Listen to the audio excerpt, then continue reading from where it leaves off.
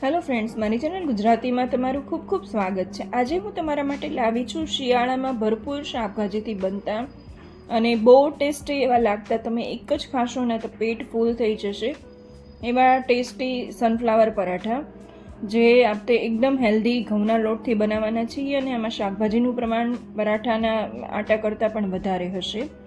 તો આવી નવી નવી રેસિપીઝ મારી ચેનલ ઉપર જોવા માટે ચેનલને સબસ્ક્રાઈબ જરૂરથી કરી લેજો ને વિડીયો ગમે તો વિડીયોને લાઇક જરૂરથી કરજો। અહીંયા મેં 3 કપ ઘઉંનો લોટ લીધો છે, તો આમાં તમે અડધો ઘઉંનો અને અડધો મેંદો પણ નાખી શકો છો, પણ હું ઘઉંના લોટથી જ બનાવું છું તો પણ એકદમ પરફેક્ટ પરાઠા બને છે। એની અંદર 2 થી 2.5 ટીસ્પૂન મીઠું નાખવાનું છે, 2 ટેબલસ્પૂન તેલ નાખવાનું છે। આ બંનેને મિક્સ કરી અને આપણે થોડું થોડું પાણી નાખીને એકદમ સોફ્ટ લોટ બાંધવાનો છે। સ્ટફ પરોઠાનો લોટ બાંધવો ને એકદમ વ્યવસ્થિત બાંધશો ને તો પરાઠા બિલકુલ ફાટશે નહીં, તો એને 5 મિનિટ માટે સારી રીતે તેલ નાખીને કૂણવી લેવાનું। અને આપણે એક ચોપર લઈ લેવાનું છે, એમાં 150 ગ્રામ મેં કોબી નાખી છે, 2 કેપ્સિકમ લીધા છે। તો તમારી પાસે ઇલેક્ટ્રિક ચોપર ન હોય તો તમે રસ્સી ચોપરથી પણ ચોપ કરી શકો છો, પણ વેજીટેબલ છે એકદમ ઝીણું સમારવાનું છે, તમારે ઝીણું ચોપ કરવાનું છે અને એમાં પાણી ન છૂટે એ વાતનું ધ્યાન રાખવાનું છે। અહીંયા 4 નાની સાઈઝના કાંદા લીધા છે, એ પણ આપણે એમાં જ એડ કરી દઈએ।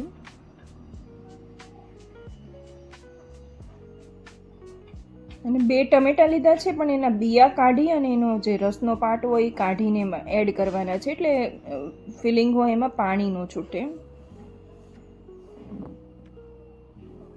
તો આ બધું જ આપણે એકદમ ઝીણું ચોપ કરી લેવાનું છે।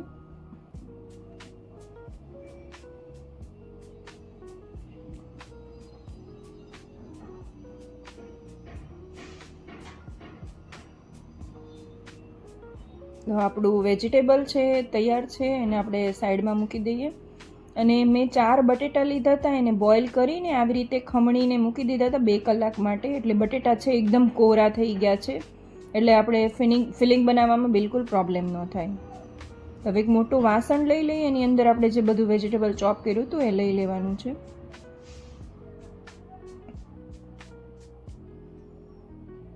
અને અહીંયા મેં ગાજર અને બીટને ખમણીને લીધા છે, તમે ઈચ્છો તો પાણી નિતારીને કાઢી શકો છો, અને મેં નથી કાઢ્યું કેમ કે મેં થોડી વાર માટે ખુલ્લા રહેવા દીધા હતા, એટલે પાણી બધું થોડુંક છે હવાથી એકદમ શોષાઈ ગયું છે। તો એક બીટ લીધું છે ને એક ગાજર લીધું છે, અને આપણે મોટું ગ્રેટ કરી લેવાનું છે। અહીંયા 4 લીલા કાંદા લીધા છે ને આપણે ઝીણા સમારીને લેવાના છે। અત્યારે શિયાળામાં કાંદા સારા એવા મળતા હોય છે, એટલે આપણે એ પણ એમાં એડ કરી દઈશું।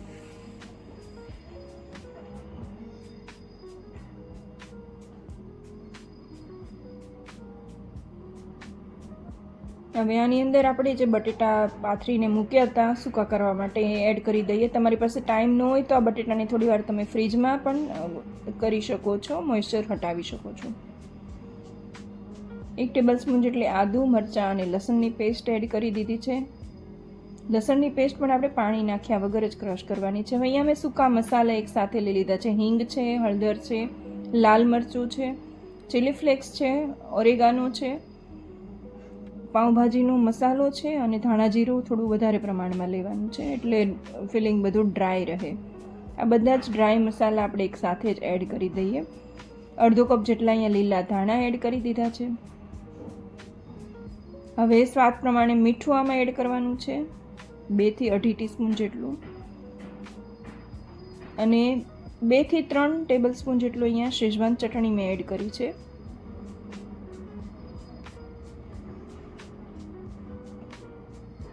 અહીંયા 150 ગ્રામ જેટલું પનીર લીધું છે, અને 3 ક્યુબ મેં ચીઝના લીધા છે, એ પણ આપણે આમાં ખમણીને એડ કરી દેવાના છે। ચીઝ અને પનીરથી આ પરાઠાનો ટેસ્ટ ખૂબ જ સરસ આવે છે।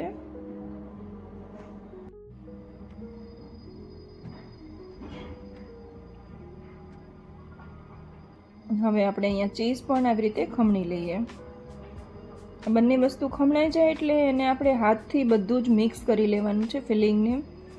અને આ ફિલિંગને તમારે જ્યારે પરાઠા બનાવવા હોય ને એની જસ્ટ પહેલાં જ બનાવવાનું, મિક્સ કરવાનું, કે જેનાથી એમાંથી પાણી ન છૂટી જાય।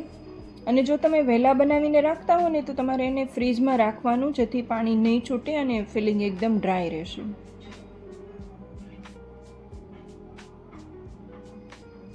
હવે આપણે આ ફિલિંગમાંથી જ એક મોટો ગોળો લઈ લેવાનો છે. જેટલું પરાઠાનો લોટ તમે લુઓ લ્યો છો એટલું જ તમારે ફિલિંગનો પણ લુઓ લેવાનો છે. આવી રીતે લુઓ કરીને આપણે એને સાઈડમાં મૂકી દઈએ. હવે આપણો જે લોટ છે પરાઠાનો એ રેસ્ટ કરીને તૈયાર છે. એને થોડુંક તેલ નાખીને ફરીથી આપણે 2 થી 3 મિનિટ માટે મસળી લઈએ. તો તમે જોઈ શકો છો લોટ એકદમ સરસ મજાનો સોફ્ટ અને સરસ બંધાણો છે. તો આના પરાઠા બિલકુલ ફાટશે નહીં. હવે એમાંથી આપણે એક મોટો લુઓ લેવાનો છે, રોટલી કરતાં ડબલ અમાઉન્ટનો.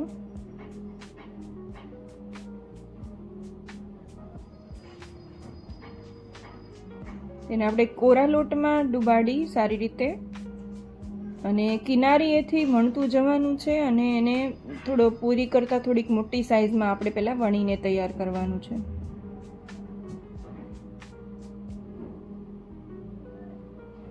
એની અંદર ફરીથી આપણે સૂકો લોટ ભભરાવી દઈએ અને એની ઉપર આપણે જે ફિલિંગનો ગોળો બનાવ્યો છે એ મૂકી દેવાનો છે.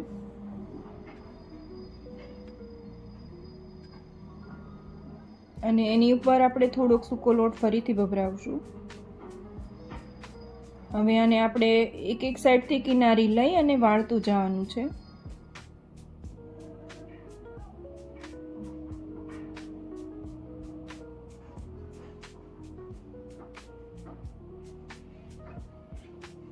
અને હલકા હાથે મિક્સ કરી અને ઉપરથી જો વધે છે લોટ એ કાઢી નાખવાનું છે.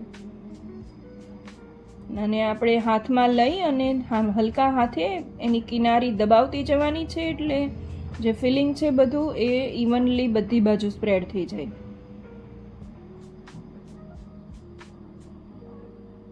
હવે થોડોક સૂકો લોટ ભભરાવી અને બંને સાઈડ એકદમ હળવા હાથે આપણે વણી લેવાનું છે.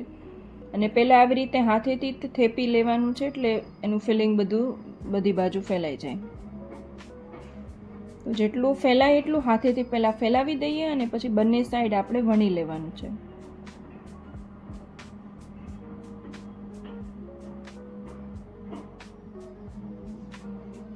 અને વણવામાં વચ્ચેની તરફ ઓછું વણવાનું છે, કિનારી બાજુથી વધારે વણવાનું છે, એટલે વચ્ચેની તરફ ફાટે નહીં. અને આ પરોઠાની જાડાઈ થોડીક વધારે જ રહેશે, કેમ કે એમાં સ્ટફિંગ છે ફૂલ ભરેલું છે. તો 1/2 ઇંચ જેટલું જાડું જ રહેશે પરાઠું.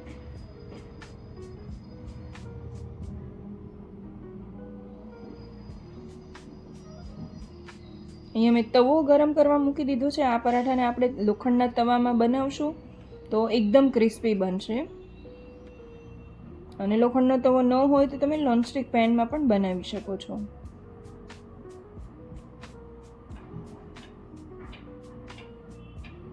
હવે તવો અહીંયા ગરમ થઈ ગયો. પછી એની ઉપર મેં ઘીને તેલ મિક્સ કર્યું છે. તમે એકલું ઘી અથવા એકલું તેલ પણ લઈ શકો છો. એ પહેલાં એડ કરી દઈએ. તેલ ઘીને એકદમ ગરમ થવા દઈએ અને પછી આપણે એની ઉપર પરાઠું મૂકશું. હવે આ પરાઠાને 4 થી 5 મિનિટ માટે મીડિયમ ગેસ ઉપર સારી રીતે શેકી લેવાનું છે. તો પરાઠું જાડું છે તો શેકાતા થોડીક વાર લાગશે. તો એ પરાઠું શેકાય ત્યાં સુધીમાં તમે બીજો પરાઠો પણ બનાવી શકશો આરામથી.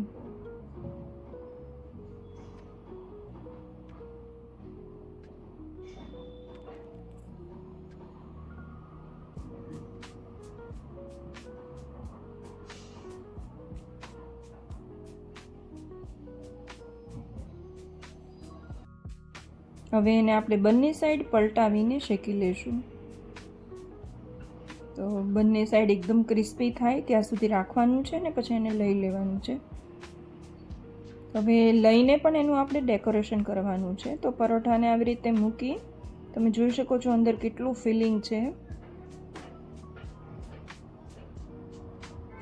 પિઝા કટર અથવા છરી લઈને આવી રીતે બોર્ડર ઉપર નથી આવવા દેવાનું. આવી રીતે પિઝા જેમ કટ કરી અને પહેલાં એક વચ્ચે લાઈન કરવાની છે, સામેની સાઈડ બીજી લાઈન કરવાની છે, અને એવી જ રીતના એ બેની વચ્ચે પણ હજી એક લાઈન કરવાની છે.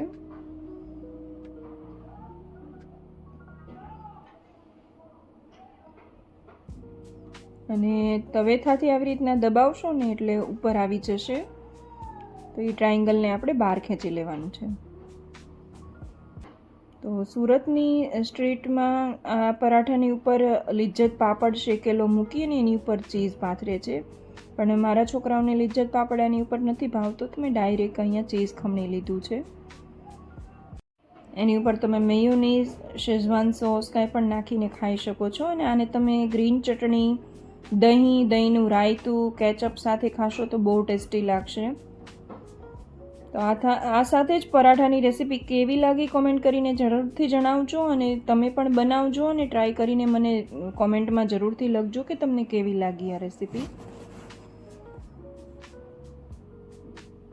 તો આ સાથે જ અગર ચેનલને સબસ્ક્રાઈબ ન કરી હોય તો સબસ્ક્રાઈબ જરૂરથી કરી લેજો, અને ફરી મળીએ નવા વિડીયો સાથે. Thank you for watching. જય શ્રી કૃષ્ણ.